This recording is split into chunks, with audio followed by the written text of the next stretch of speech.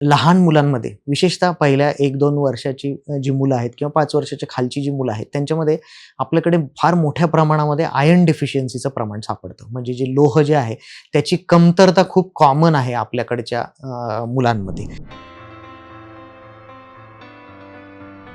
नमस्कार, मी डॉक्टर सचिन वहाडणे, बालरोग तज्ञ, अहिल्यानगर. आपण एक महत्त्वाचा टॉपिक आज थोडासा डिस्कस करू, की लहान मुलांमध्ये विशेषतः पहिल्या 1-2 वर्षाची जी मुलं आहेत किंवा 5 वर्षाच्या खालची जी मुलं आहेत, त्यांच्यामध्ये आपल्याकडे फार मोठ्या प्रमाणामध्ये आयर्न डेफिशियन्सीचं प्रमाण सापडतं. म्हणजे जे लोह जे आहे, त्याची कमतरता खूप कॉमन आहे आपल्याकडच्या मुलांमध्ये आणि त्याच्यासाठी त्याचा जो लोह जे आहे, ते आपल्या मेंदूच्या वाढीसाठी खूप आवश्यक आहे आणि पहिल्या 1 ते 2 वर्षामध्ये जवळजवळ आपल्या मेंदूची 90% वाढ ही पूर्ण होत असते आणि त्या काळामध्ये जर का आयर्न डिफिशियन्सी झाली किंवा लोहाची कमतरता झाली शरीरामध्ये, तर त्याचा परिणाम बाळाच्या बौद्धिक विकासाच्या वरती किंवा मेंदूच्या वाढीवरती खूप मोठ्या प्रमाणात होतो आणि तो जर प्रिव्हेंट करायचा असेल किंवा प्रतिबंध करायचा असेल त्याला, तर थोडंसं आपल्याला काळजी घ्यायला लागते. तर सगळ्यात महत्त्वाचं की जी बाळं जन्माला येतात, कमी दिवसाची म्हणून जन्माला येतात, प्रीमॅच्युअर जन्माला येतात किंवा कमी वजनाची जन्माला येतात,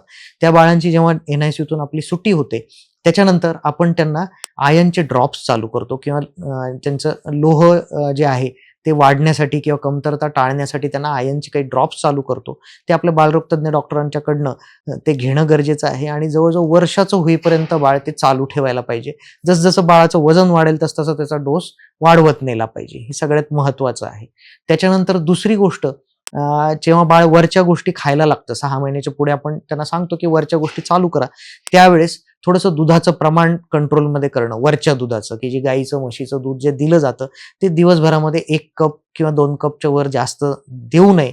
बॉटल फिडिंग तर आपण कायमच सांगतो की देऊ नका. बॉटल फिडिंग अतिशय चुकीचं आहे आणि त्याचे नुकसानच जास्त आहे. त्याच्यामुळे ते टाळा.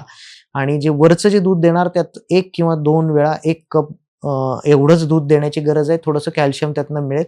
पण जी मुलं फक्त दुधावर असतात, वरच्या दुधावर, आपण आपल्या हॉस्पिटलमध्ये बऱ्याचदा बघतो 1-1, 2-2 लिटर दूध पिणारी मुलं आहेत एका दिवसामध्ये. त्या मुलांमध्ये आयर्न डेफिशियन्सी खूप सिव्हिअर प्रमाणामध्ये दिसते. त्याच्यामुळे दुधाचा थोडासा अतिरेक टाळला गेला पाहिजे. दूध हे पूर्ण अन्न नाही. बाकीच्या गोष्टी देणं जास्त गरजेचं आहे. आणि सगळ्यात महत्त्वाचं, लोहयुक्त ज्या गोष्टी आहेत त्या गोष्टींचा अंतर्भाव मुलांच्या जेवणामध्ये करणं गरजेचं आहे.